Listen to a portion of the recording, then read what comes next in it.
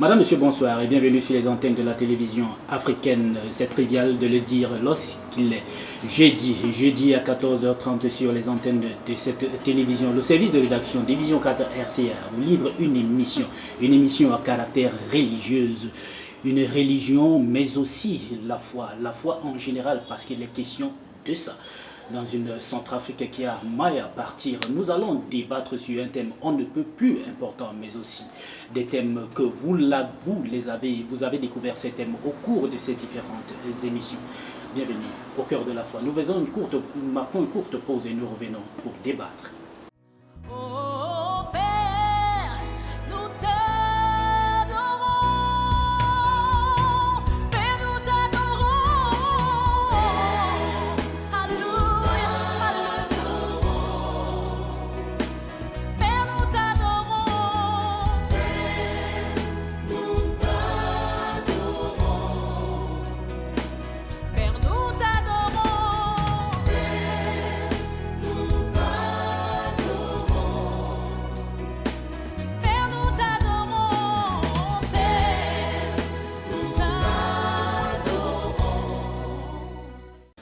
Une fois encore, bonsoir et bienvenue sur les antennes de la télévision africaine. Et si vous venez de vous joindre à nous, sachez que vous êtes à votre émission religieuse Au cœur de la foi. Au cœur de la foi reçoit ce jour sur son plateau un pasteur qu'on ne présente plus car vous le connaissez très bien. C'est le pasteur Kiambi. Bienvenue, pasteur. Bonsoir. Bonsoir, chers frères journalistes. Et je pense qu'en tout cas pour moi, c'est toujours un grand plaisir de passer justement sur les antennes de la télévision africaine, Vision 4, RCA. Et c'est toujours pour moi un grand plaisir donc d'avoir à échanger, d'avoir à partager, d'apporter justement ma lecture sur ce qui se passe, ma lecture sur les différentes thématiques qui me sont souvent proposées. Merci. La télévision africaine par ma voix vous dit bienvenue chez vous. En tout cas, je m'appelle Bienvenue. Partout où je suis toujours bienvenu. Merci. Ok, comme nous le disions tantôt, le débat d'aujourd'hui porte sur une actualité qui fait écho depuis plusieurs années, mais surtout durant ces différents mois. Il s'agit de la situation que nous vivons ici en République centrafricaine. Avant d'y en arriver, au jour d'aujourd'hui, le hasard du sort veut que nous fêtons nous commémorons une autre célébration qui est celle de la Saint-Valentin. Un mot sur cette célébration, pasteur. Oh, ça, honnêtement, on appelle ça souvent la fête des amoureux. Donc, c'est l'occasion peut-être que pour beaucoup de se remémorer, de renouveler leur alliance, de renouveler leur amour. Bon, vous savez, le monde a sa manière, l'humanité a sa manière de commémorer les choses, de voir les choses du bon côté. Et moi, pour moi, c'est l'occasion pour moi d'avoir ma Valentine, qui est mon épouse, avec qui on s'est mariés. Ça fait de ça aujourd'hui, je crois, 2021, ça fait 20 ans. 20 ans que nous sommes mariés. Et j'avoue franchement, en tout cas, que ces 20 ans ont été très riches en événements. Et voilà, donc en tout cas, je bénis Dieu pour celle-là que Dieu m'a donnée. Et la question qui est là, c'est que si on me ramène 20 ans en arrière, est-ce que j'allais faire le même choix? Je dis oui. Je dis vraiment oui. Et c'est ça l'amour. Ah oui. Non, honnêtement, si on me ramenait 20 ans en arrière, honnêtement, je dis que je ne regrette pas. Franchement, avec toutes ces années, je ne regrette pas. Pendant toutes ces années, vous savez, une chose que j'ai vraiment retenue de ces 20 ans, c'est qu'il y a des fois où parfois, quand tu regardes la personne, tu te poses vraiment la question avec tout ce qu'il y a comme défi, est-ce que j'ai bien fait de faire le choix? Et avec beaucoup de réflexion, je dis oui. Pourquoi? Parce que vous savez que ce qui donne la richesse à un homme, c'est la qualité des problèmes qu'il règle. Et donc, Dieu vous donne un produit brut et c'est à vous d'en faire un produit net. Et chaque fois quand vous passez du brut au net, il y a des choses que vous apprenez, il y a des choses que vous découvrez, il y a des choses que vous êtes obligé de faire tourner votre cerveau pour savoir comment est-ce que je peux régler ça. Et c'est en fait, finalement, c'est en réglant ça que vous avez de la valeur ajoutée. voyez? Tout à fait. Donc, ça fait que pour moi, c'est... Aujourd'hui, il y a des fois, parfois, quand j'arrive dans des couples, hein, parce que vous voyez, en 20 ans, j'ai parrainé avec mon épouse, on a parrainé pratiquement 15 couples, 15 mariages qu'on a parrainés. Donc, vous voyez que quand les gens vous parrainez, les gens, ça veut dire que les gens vous prennent pour des modèles. Mais ouais, le prix qu'on paye pour être ce modèle-là, c'est vraiment en tout cas les richesses que vous accumulez. Et les richesses viennent quand vous réglez un problème. Il y a des fois où parfois Dieu m'envoie dans un milieu pour régler un problème. Je pense que je vais régler le problème, mais en réalité, c'est pour apprendre. C'est vraiment pour moi une école. Vous voyez? Et donc, le fruit de ça, c'est que, bon, j'ai fait des enseignements que j'ai mis sur YouTube. Pour tous ceux qui nous suivent, là, vous pouvez aller taper Guillaume Bienvenue.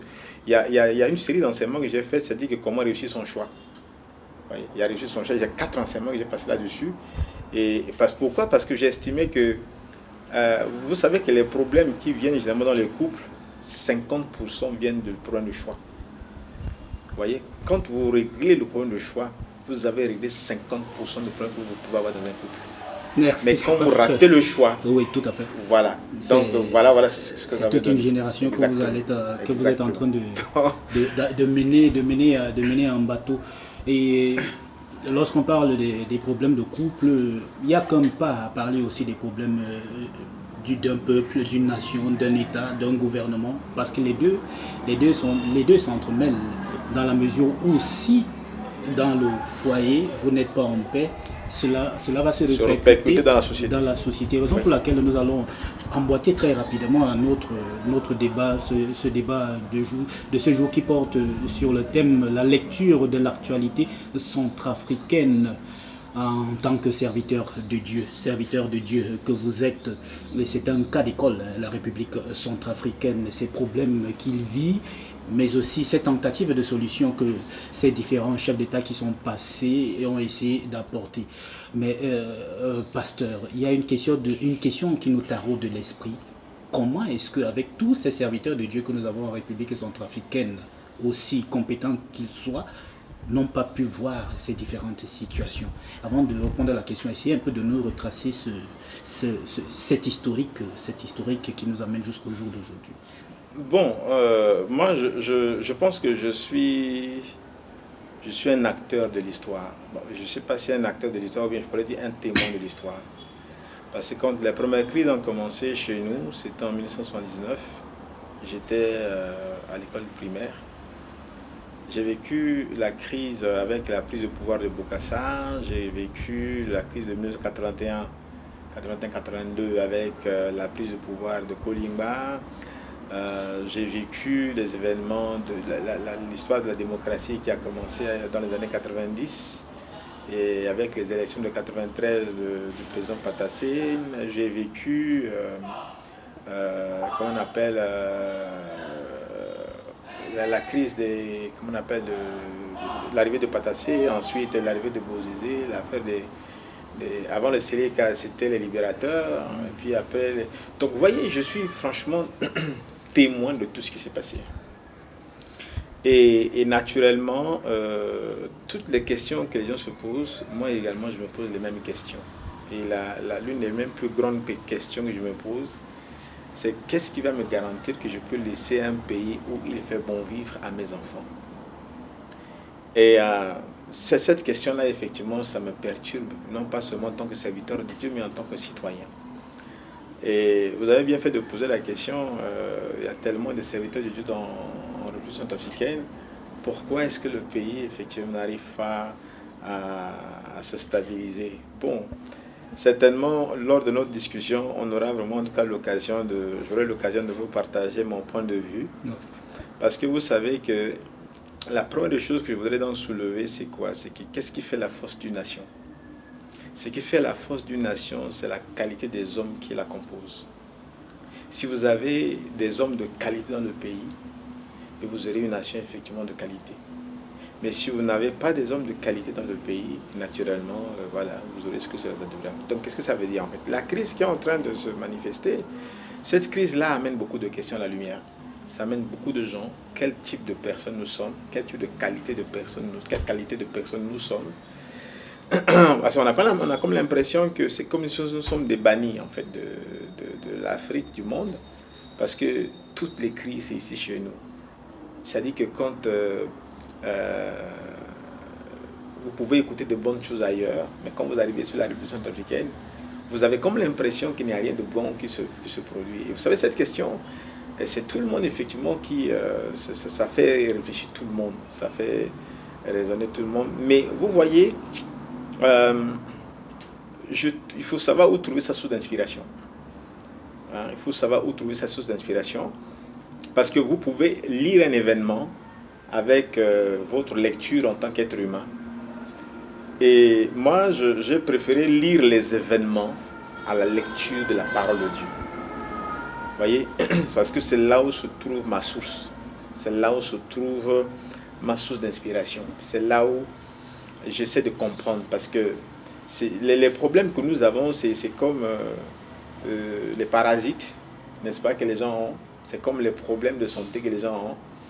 Et quand vous voulez effectivement lire, vous avez besoin effectivement de, comment on appelle, des appareils de détection, des appareils de laboratoire qui vous permettent de vous certifier effectivement que ce que vous voyez, vous le voyez bien. Parce que si vous n'avez pas de bons moyens de le regarder, vous pouvez même vous tromper dans votre analyse. Vous voyez, vous pouvez vous tromper dans votre analyse. Et donc, quand vous vous trompez dans votre analyse, vous pouvez également vous tromper dans les réponses que vous apportez au problème. Donc, c'est pour ça que pour moi, en tant qu'être humain, je préfère vraiment, en tout cas, aller justement sur celui qui a créé l'humanité, Dieu lui-même, dans sa parole. Et quand je vais dans sa parole, je compare effectivement ce qui est en train de se produire au regard de sa parole. Et c'est là, effectivement, je trouve mes réponses. Et je pense que chaque fois que j'ai trouvé mes réponses, ces réponses-là, en tout cas, elles sont solides. Oui, pasteur, nous avons suivi votre propos linéaire concernant cette actualité de la République centrafricaine et surtout cette historique que vous avez retracé, hein, cet historique exhaustif que vous avez essayé de retracer. À la lumière de la parole de Dieu, comme vous le dites si bien. Nous voyons par exemple dans le livre d'Exode, des personnes telles que Moïse, des personnes telles que Caleb, des personnes telles que Josué. Ce sont des avant-gardistes que Dieu prévenait lorsqu'il voulait soit frappé, lorsque des ennemis arrivaient. Mais comment se fait-il qu'ici en République centrafricaine, toujours pour parler de cet apport, ou bien ce faible apport de ces serviteurs de Dieu, comment se fait-il que ces problèmes arrivent toujours? Vous l'avez si bien dit, c'est toujours en République centrafricaine qu'on parle des pires choses qui peuvent arriver. Comment cela peut-il arriver avec ce potentiel spirituel que nous avons?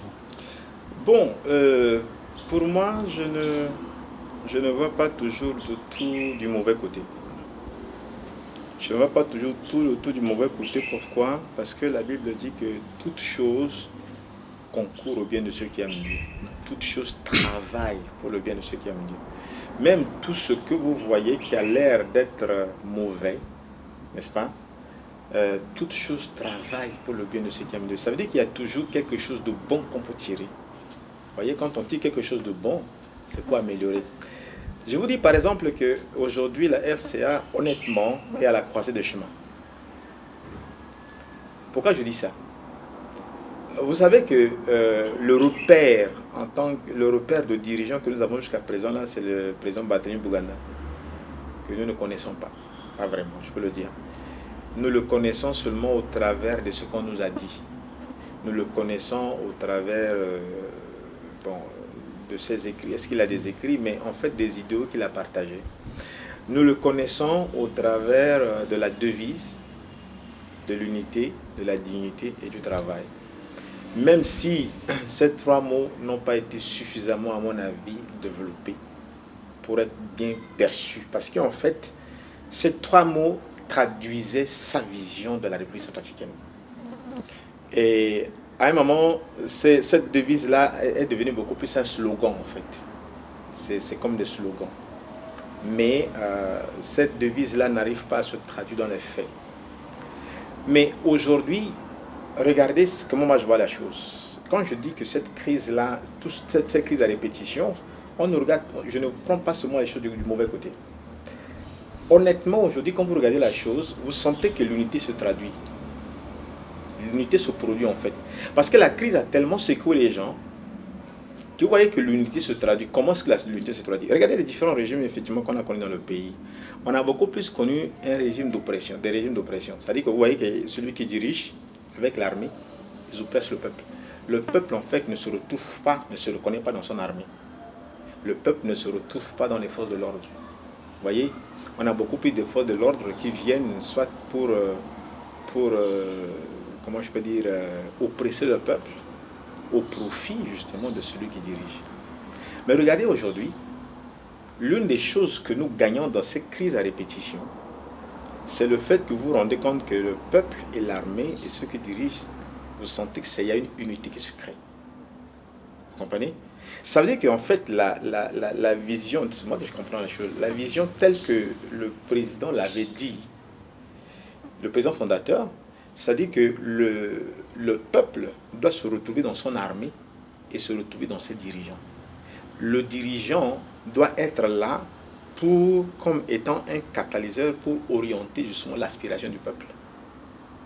C'est comme ça que moi je vois la chose. Donc je me dis que pendant longtemps, on a vu un peuple divisé.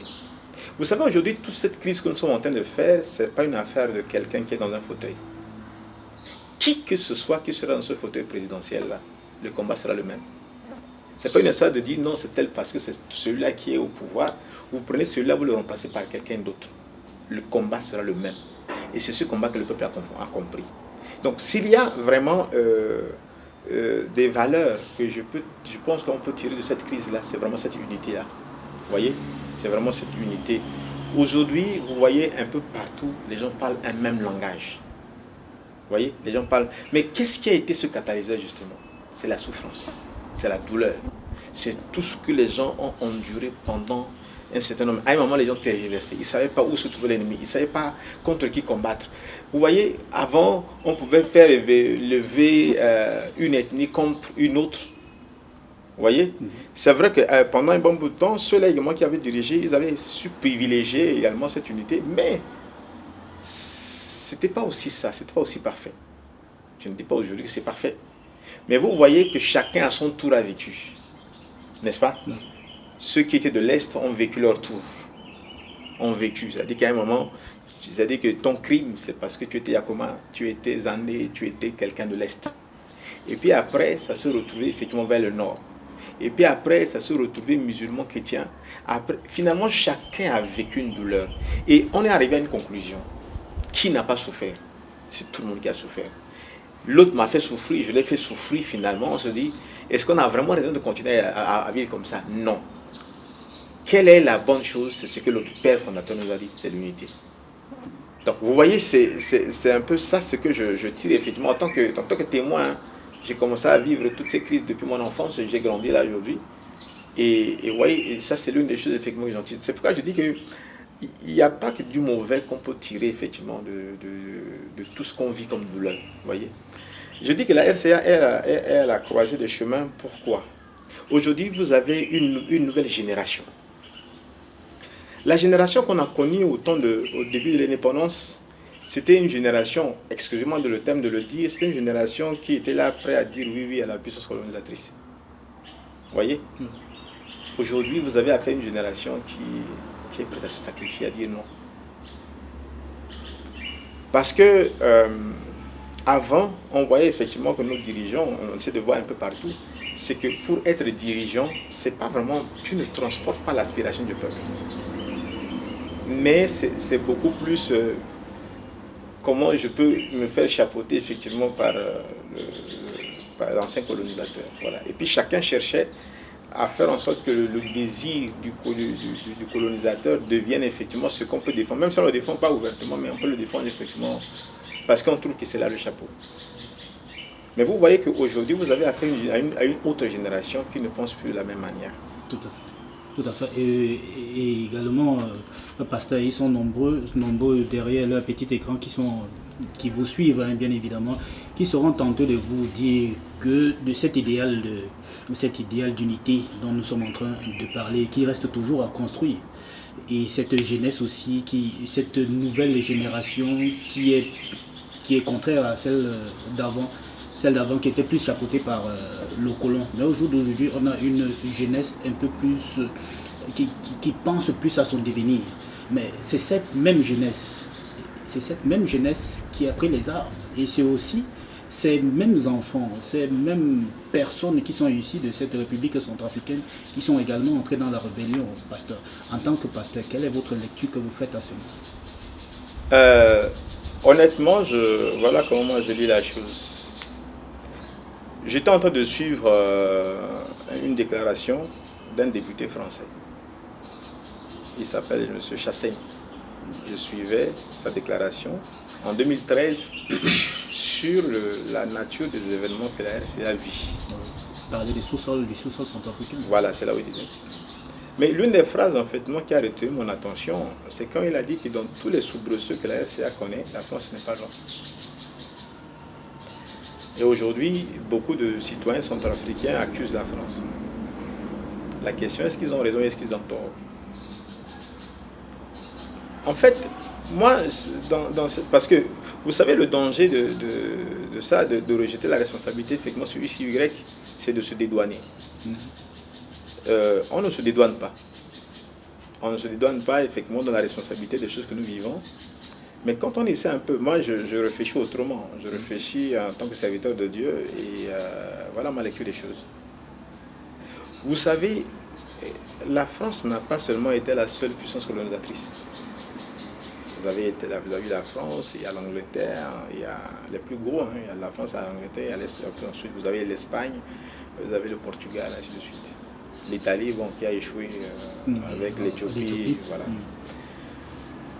Mais quand vous voyez les résultats que les colonies de chacune de ces puissances colonisatrices dégagent, vous allez vous rendre compte que, par exemple, les pays anglophones sont toujours en avance.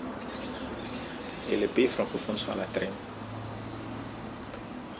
Et donc, je ne sais pas, peut-être que quelqu'un pourra me dire le contraire, depuis que l'Angleterre a accordé l'indépendance à ces colonies, vous allez voir effectivement que rares sont les cas où l'Angleterre intervient dans les affaires internes. À moins que je me trompe. Mais c'est rare en fait. Les gens n'ont qu'à tomber, ils vont se bagarrer entre eux, ils finissent effectivement par trouver une solution. Et c'est rare de trouver effectivement l'Angleterre envoie une armée, aller effectivement défendre, ainsi de suite. Pourquoi? Je pense que aider quelqu'un, la meilleure manière d'aider une personne, c'est de l'aider à être indépendant, c'est de l'aider à se prendre en charge. Vous-même, vous savez que chaque fois qu'on vous aidez une personne, vous l'aidez tout le temps. Vous l'habituez à l'assistanat. Le jour où vous cessez votre aide, vous en faites un ennemi. Parce que cette personne-là dépend de vous dans tout. Vous voyez? Et donc, c'est là où je trouve effectivement qu'il y a cette responsabilité qui est là. On nous a habitués à l'assistanat depuis l'indépendance. On nous a habitués à tout, à dépendre. La Bible dit dans Proverbe chapitre 22, verset 7, que le riche domine le pauvre et celui qui emprunte est esclave de celui qui le prête. Ça veut dire que chaque fois qu'on vous vivrez avec un esprit qu'on vous aide tout le temps, vous vivrez comme un esclave. Et c'est là où se trouve justement, à mon avis, la source des problèmes que nous vivons. D'aucuns sont en train d'accuser la France, que la France fait ceci, tout et tout. Moi, à mon avis, si je dois trouver une responsabilité, c'est à ce niveau. La vraie aide, c'est l'aide qui aide quelqu'un à ne plus dépendre de vous. Vous-même, vous savez que quand vous avez un parent, un cousin qui vient vous demander votre aide, c'est comment effectivement donner un indépendant, vous le payez la scolarité pour que d'ici demain, lui-même qui soit en mesure de se prendre en charge. Mais quand votre aide a pour but de le rendre dépendant de vous, vous ne l'aidez pas. Vous ne lui rendez pas service en fait. Et en fait, c'est à peu près ce que je trouve comme responsabilité. Vous voyez? Où, honnêtement, nous n'avons pas vraiment eu la possibilité de savoir nous prendre en charge.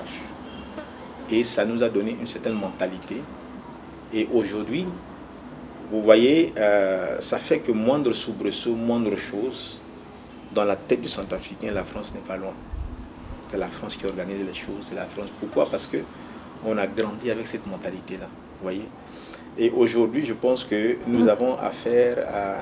Nous pouvons dire il faut vraiment que ça s'arrête. C'est vrai que peut-être que on n'avait pas été assez préparé à l'indépendance. Vous voyez, on n'avait pas été assez préparé. Et aujourd'hui, c'est un autre défi en fait. Si nous devons nous prendre en charge, est-ce que nous sommes des personnes de qualité? Voilà effectivement l'autre équation. Et je me dis que dernièrement, j'étais en train de... Il y a quelqu'un qui m'a posé la question, il m'a dit, mais qu'est-ce que vous, en tant que serviteur de Dieu, vous dites de tout ce qui est en train de se passer? Et c'était une soeur qui m'a posé la question. Honnêtement, je n'avais pas la réponse. Et après, je lui dis, laisse-moi le temps de chercher le réseau du ciel. Justement, monsieur le pasteur, nous allons partir du côté de la régie pour vous donner aussi un peu de temps de souffler un peu. Nous allons prendre une petite ponctuation musicale et nous allons revenir sur ce plateau pour parler de maturité, la conscience de la maturité collective qui doit habiter le peuple centrafricain. Régie.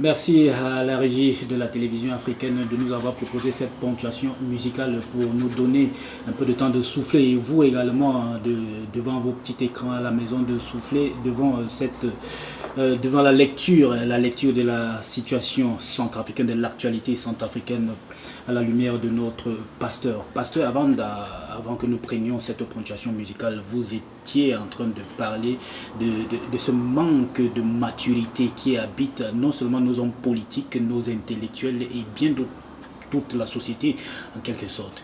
Donc, est-ce à dire que c'est ce manque de maturité qui pousse à nos politiciens chaque fois de vouloir prendre le pouvoir par les armes? Est-ce que c'est ce manque de maturité qui les amène ici?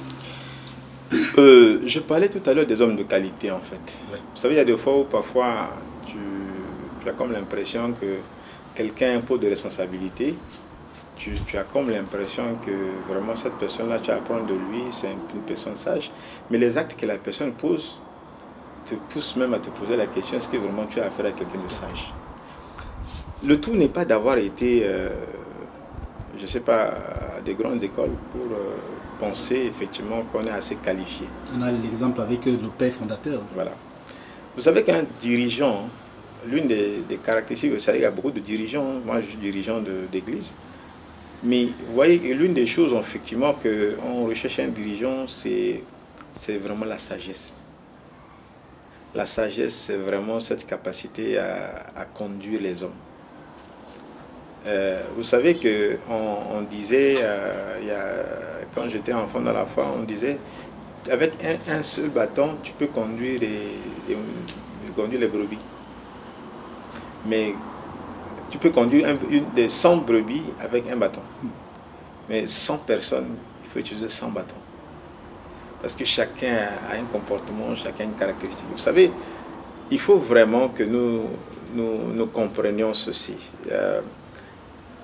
Nous devons vraiment avoir des dirigeants de qualité. C'est vraiment ça, ce qui est important.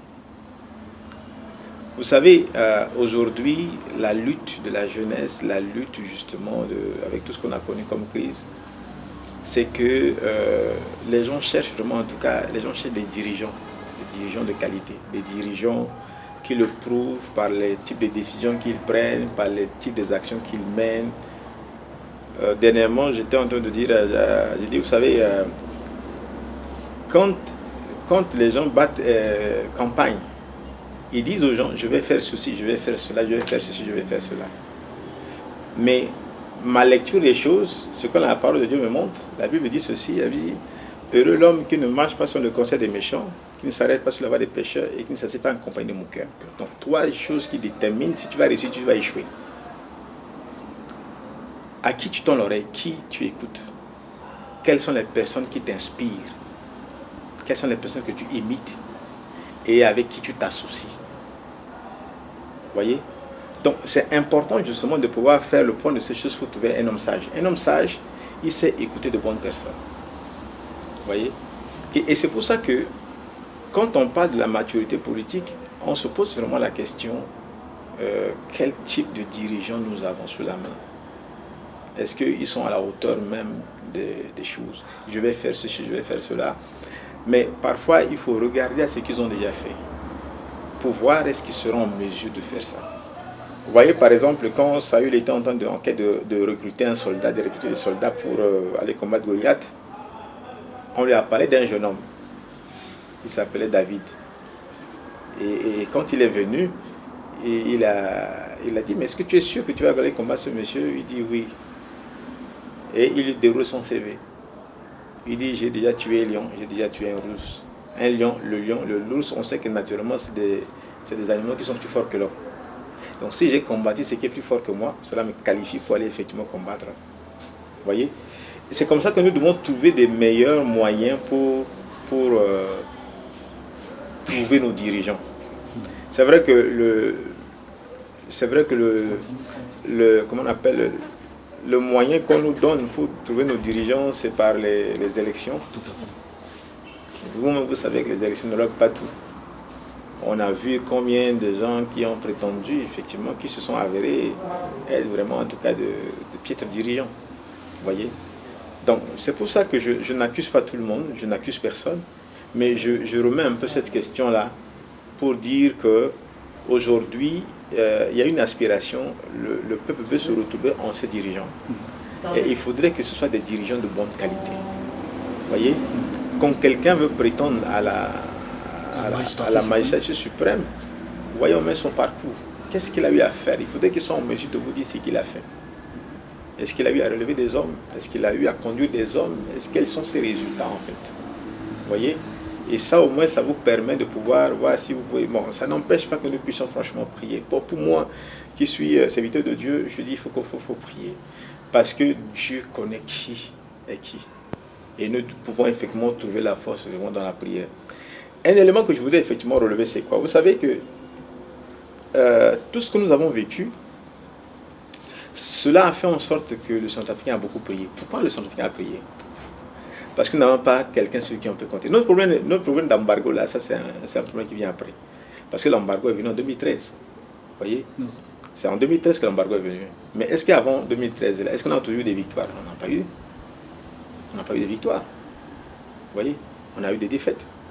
Et donc vous avez vu que cela a amené le Centrafricain à comprendre que son seul rempart, c'est Dieu. Et l'avantage qu'on a tiré, c'est que les Centrafricains ont assez prié. Ils ont suffisamment prié. La prière, ce n'est pas seulement le jeûne, ainsi de suite. Mais vous savez que même parfois la prière, c'est le soupir. En fait. Quand la personne soupire, Dieu lit ça. Et à force de soupirer, Dieu a fini par... C'est-à-dire ça monte son de prière. Et c'est Dieu qui a suscité des dirigeants. Dieu appelle ce qui est caché. Et vous savez que la crise, j'ai toujours dit que la crise était un moyen de révéler des bonnes personnes. Aujourd'hui, on est fiers effectivement que partout, on en parle de Madame Darlan. C'est une dame qu'on n'a jamais découverte en fait. La crise nous a révélé effectivement que nous avons effectivement quelqu'un de l'or. Vous comprenez? Donc il n'y a pas que du mauvais. Donc voilà un peu ma lecture de tout ce qui est en train de se passer. Et ça nous... Vous savez, on a beaucoup prié. On a beaucoup prié. Et ce n'est pas surprenant que les résultats que nous sommes en train d'avoir, ces résultats-là, je suis sûr et certain, effectivement, que c'est la réponse de Dieu, effectivement, à ces crises. Voyez? Mais à la question de savoir comment éviter que ces crises-là ne viennent encore dans l'avenir, ça, c'est encore une autre question. Tout à fait. Tout à fait. Oui, pasteur, revenons un peu sur la sphère spirituelle, hein, puisque c'est ce qui nous concerne, et c'est sur cette sphère spirituelle que vous allez nous édifier. Lorsqu'on regarde un peu, on lit, hein, vous qui êtes un érudit de la parole de Dieu, on lit dans le livre de Jérémie, je crois bien, parlant du jeûne, parlant de la prière. Le vrai jeûne, Ésaïe 58. Ésaïe 58, le Voilà. vrai jeûne, la vraie prière, c'est celle-là qui consiste à déchirer les liens du cœur, à libérer le captif et aussi à s'unifier sincèrement. Lorsqu'on regarde un peu l'aspect socio-spirituel de la République centrafricaine avec tout ce qu'elle regorge, comment est-ce que cela n'arrive pas à être possible? Et ça, c'est une très très bonne question. Voilà, c'est une bonne question. Euh, Quand on lit dans la parole de Dieu, quand on parle de la prière en fait, pour que quelqu'un soit exaucé, il y a une certaine démarche. Et généralement, la prière vient en dernière position. Quand on lit par exemple 1 Roi chapitre 18 à partir du verset 30 en allant, on vous parle de Élie. Élie à qui Dieu a répondu par le feu. Mais pour que Dieu réponde par le feu, il a fallu que Élie rétablisse l'autel, que Élie mette l'offrande sur l'autel, et ce n'est qu'après maintenant que Élie a prié. Quand vous lisez dans Jérémie chapitre 29, verset 7, la Bible dit « Recherchez le bien de la ville où je vous ai mené en captivité et priez en sa faveur. » Donc ça veut dire que la recherche du bien vient avant et la prière, ça vient après. Quand on voit par exemple dans Ésaïe le chapitre 1, quand on commence à partir du verset, je pense 16 en allant, Dieu dit, quand vous priez, je n'écoute pas. Quand vous élevez les mains, je détourne. Pourquoi? Parce que les mains sont pleines de sang. Qu'est-ce que je veux dire par là? Selon la parole de Dieu, c'est la présence d'un homme juste qui apporte la paix, qui apporte la sécurité. Quand nous voyons dans Genèse chapitre 18, au moment où Abraham priait pour Sodome et Gomorrhe, l'argument que Abraham a utilisé pour convaincre Dieu, c'est l'existence des hommes justes. Donc la présence des hommes justes dans un... Le tout n'est pas de prier, le tout n'est pas de pouvoir multiplier les églises. Mais ce que Dieu cherche, c'est la présence des hommes justes. Qu'est-ce que la Bible appelle un homme juste? Un homme juste, c'est celui qui agit selon la loi. Un homme juste, c'est celui qui recherche le bien. Deux caractéristiques. C'est pourquoi vous voyez que quand, dans Ésaïe chapitre 58, quand Dieu parle, Dieu dit que le vrai jeûne, c'est celui qui brise les chaînes, c'est celui qui donne à manger comment on appelle, aux indigents. C'est celui qui vient au secours, c'est ça le vrai jeûne. Qu'est-ce que Dieu est en train de dire? Dieu est en train de dire, le vrai jeûne que lui il veut, c'est quand on fait du bien. La vraie prière, c'est quand tu fais du bien. Donc le juste, c'est celui qui fait du bien, par exemple. Quand on lit par exemple dans Proverbe chapitre 3, verset 27, la Bible dit, ne refuse pas un bienfait à un homme quand il a le droit et quand tu en as le pouvoir. Le pouvoir, c'est quand je suis assis dans un siège. Quelqu'un vient réclamer un droit. Quand il en a le droit, pourquoi le lui refuser? Si je lui refuse effectivement ce droit, je deviens un méchant. Vous voyez? Ce qui veut dire que quand nous voyons cette crise sécuritaire à un certain niveau, n'oublions pas effectivement que la crise là vient comme la conséquence des actes mauvais que nous posons. Aujourd'hui, les rebelles qui sont dans la brousse sont considérés effectivement comme des hommes des méchants. Mais regardons dans notre vie tous les jours, nous ne sommes pas méchants. Vous voyez? Quelle est la vie que nous menons et que Dieu peut approuver? Est-ce que nous sommes justes dans ce que nous faisons? Est-ce que nous respectons la loi? Est-ce que nous respectons le droit? Vous n'avez qu'à voir effectivement, je vous donne un exemple très simple. Regardez les taxis-motos. Quand les taxis-motos circulent, où est-ce qu'ils s'arrêtent en fait? Là où effectivement se trouvent les... Comment on appelle, les carrefours là, c'est là où effectivement les taxis-motos viennent effectivement occuper. N'est-ce pas? Est-ce que c'est ça le respect de la loi? Ici, nous sommes caractérisés effectivement par le manque de respect de la loi. D'où est partie la crise que nous connaissons? La crise là est partie du fait que quelqu'un a refusé d'obéir à la loi. Vous voyez? Ce que la Constitution prévoit, lui il estime effectivement que non, la Constitution ne veut pas le prévoir. Mais est-ce qu'il n'a pas du sang entre les mains? Est-ce qu'il n'a pas de crime entre les mains? David, qui était un homme selon le cœur de Dieu, il avait du sang entre les mains. Dieu le dit, tu n'es pas capable de me bâtir une maison parce que tu as du sang entre les mains. Vous voyez? Et vous allez voir effectivement que c'est vrai que nous pointons ça du doigt. Mais nous-mêmes, nous le vivons dans notre quotidien à tous les niveaux. On refuse d'obéir à la loi. On refuse de pouvoir effectivement dire ce que la loi prévoit. Le juste, c'est celui qui se cache derrière la loi pour agir.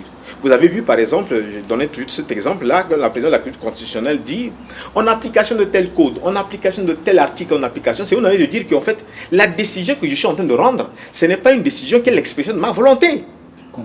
C'est conformément à la loi. Vous voyez? Aujourd'hui, les amis, vraiment l'une des choses, il y a des choses qui nous tuent dans ce pays. On ne respecte pas la loi. Vous voyez? Même le bien, on ne fait pas le bien. Nous avons des mauvaises motivations. L'un des exemples que j'ai toujours donné, c'est le cas de la justice. Aujourd'hui, vous n'avez pas l'argent, et vous allez perdre votre procès même si vous avez raison. Parce que celui qui a les moyens, il va payer effectivement les gens qui disent le droit. Vous voyez? Aujourd'hui, sur le plan de la scolarité, vous allez voir effectivement que tout enfant qui s'est battu pour effectivement avoir son examen correctement, il ne l'aura pas. Mais un nulard qui va effectivement payer le correcteur, c'est lui qui va avoir l'examen.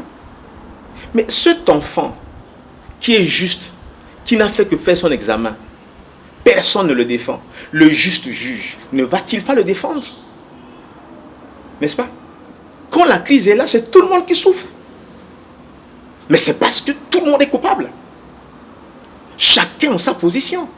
Comment peux-tu aller au culte? Dieu dit, vos prières dans vos cultes, effectivement, j'en ai horreur. Le tout n'est pas d'être enfant de Dieu seulement quand tu es au culte. Est-ce que ta vie concorde avec la volonté même de ce Dieu que tu vas aller prier? Tout le monde doit se remettre en cause. Vous voyez? C'est pour ça que vous voyez qu'il y a des fois où on se pose la question. Je dis honnêtement, selon moi, tout le monde doit se repentir. Tout le monde doit vraiment se repentir. Vous voyez? En commençant par moi, le serviteur de Dieu, en tant que moi, pasteur. Vous savez que moi, en tant que pasteur, je suis censé être un modèle pour la brebis. Je suis censé être un exemple pour la brebis. On peut parler des hommes politiques en fait. On se dit, on a du mal à retrouver des repères. Mais même sur le plan spirituel, est-ce que nous sommes vraiment des repères? Est-ce que nous sommes des modèles? Vous voyez? Donc c'est pour ça que votre question est la bienvenue.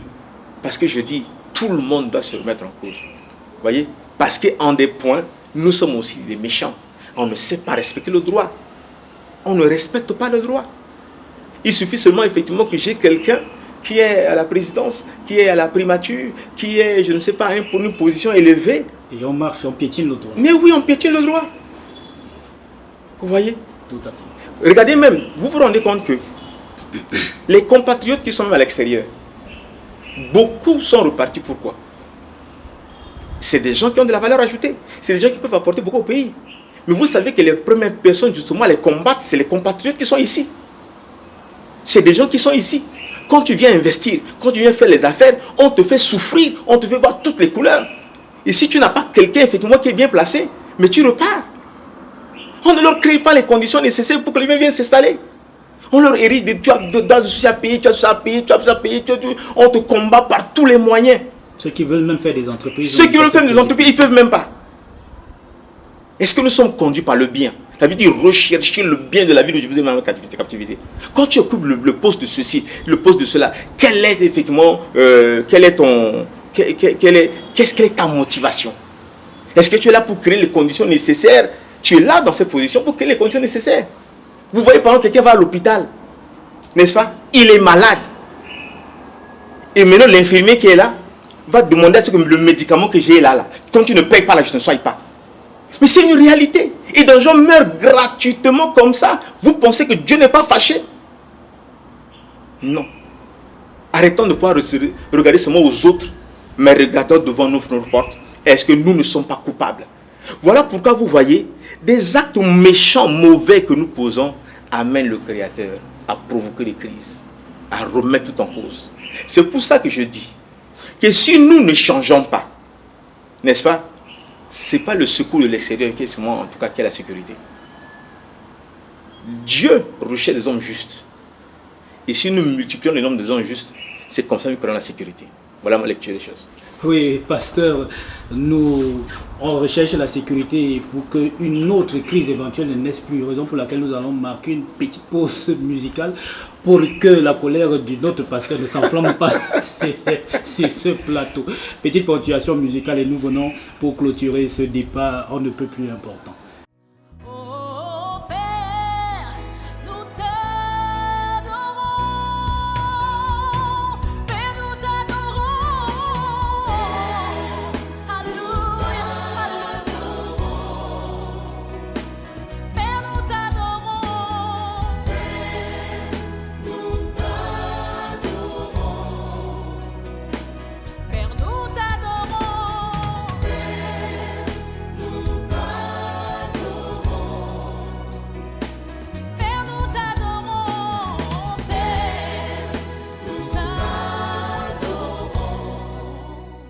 Oui, eh bien, une fois encore, soyez les bienvenus sur ce plateau de cœur de la foi.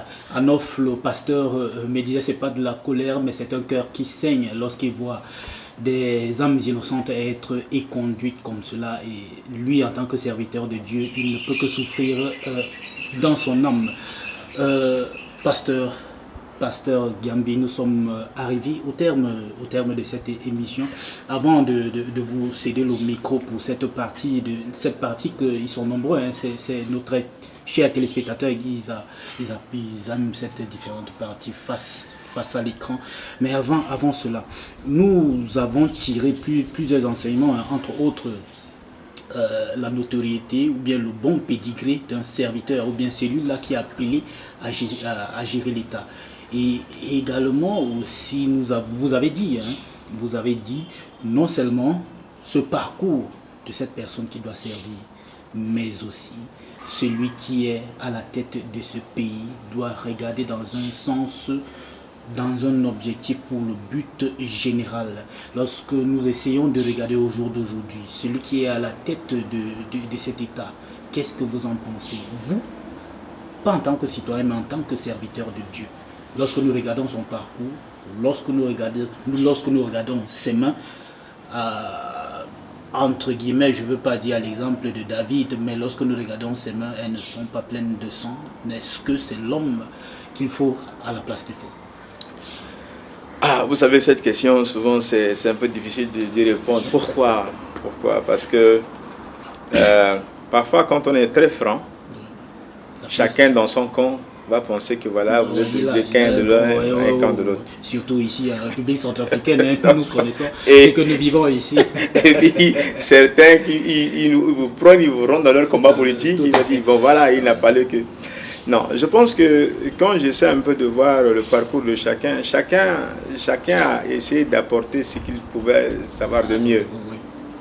Mais vous savez, une chose que j'ai vraiment gardée, c'est son arrivée en fait. Je me souviens que quand il y avait le président, l'ex-président qui était là en place, quand il voulait continuer, je me souviens qu'il y avait un homme de Dieu qui lui avait dit et que il ne fallait pas qu'il continue, il ne fallait pas qu'il pose sa candidature, il fallait qu'il prépare le terrain et qu'il laisse quelqu'un d'autre continuer. Parce que David, quand il a voulu construire le pays, Dieu lui a dit tu ne pouvais pas. Et construire en fait le temple et tu ne pouvais pas construire parce que tu as les mains en sang. Mais c'est l'enfant qui viendra de toi qui va effectivement réaliser ça. Et puis cet homme de Dieu avait dit à l'ex-président, il faut dire que monsieur le président, on a vu effectivement votre désir effectivement de construire, mais voilà, il y a beaucoup de choses qui luttent contre vous et qui ne vous permettent pas effectivement de pouvoir briguer la magistrature. Donc c'est mieux que vous laissiez un enfant qui vienne après vous. Et c'est à lui effectivement que Dieu allait donner cette charge-là de construire le pays. Et bon, vous connaissez, quand quelqu'un est en poste, c'est difficile qu'il accepte ça. Mais vous voyez, c'est ce que cet homme de Dieu a dit qui s'est révélé, en fait.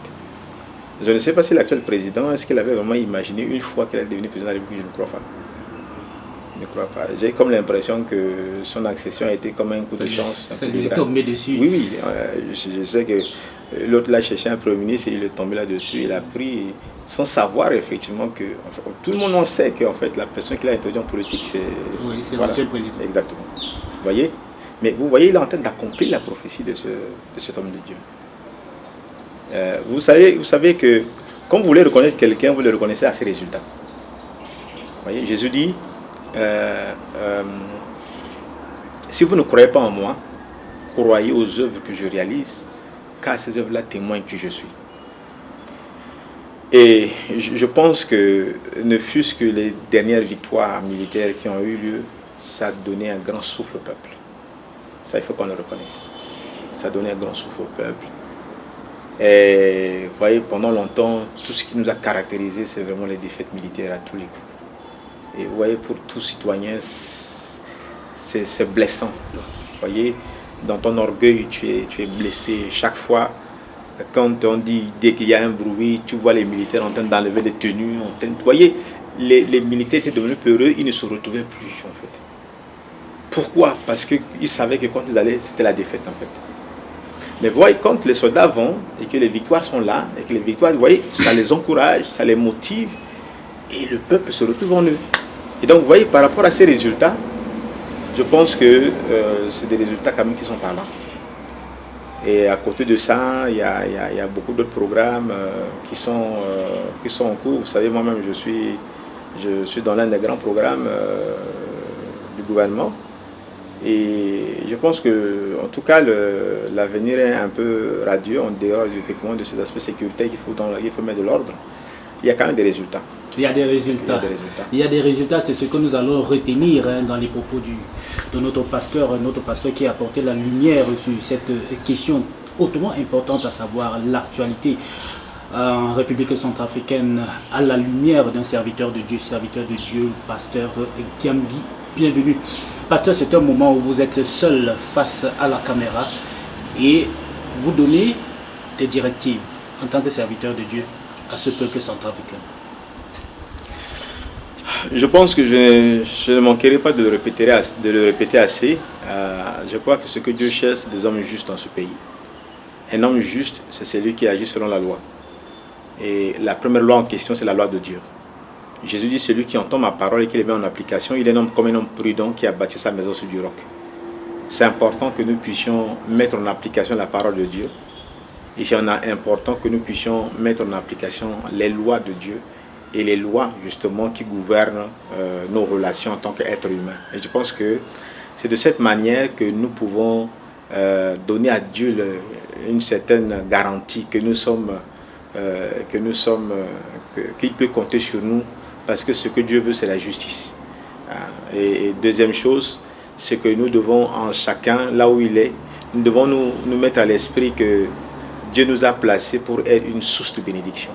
Donc ça veut dire que il faudrait que les gens donnent du bon témoignage de nous, les gens rendent grâce à Dieu pour nous, les gens bénissent Dieu pour nous, parce qu'effectivement notre présence a apporté quelque chose de bien. Donc voilà effectivement le message que je voudrais effectivement partager à chaque concitoyen pour demander à ce que nous puissions rechercher le bien de notre pays. Où que tu te retrouves, il n'y a pas que les autorités qui ont leur responsabilité. Chacun de nous a une responsabilité. Et quand tu as cette responsabilité-là, comprends que tu dois le faire conformément à la loi et comprends que tu es là pour le bien du citoyen. Et c'est ce message-là que je voulais effectivement lancer pour que chacun de nous devienne une source de sécurité pour cette nation. Merci.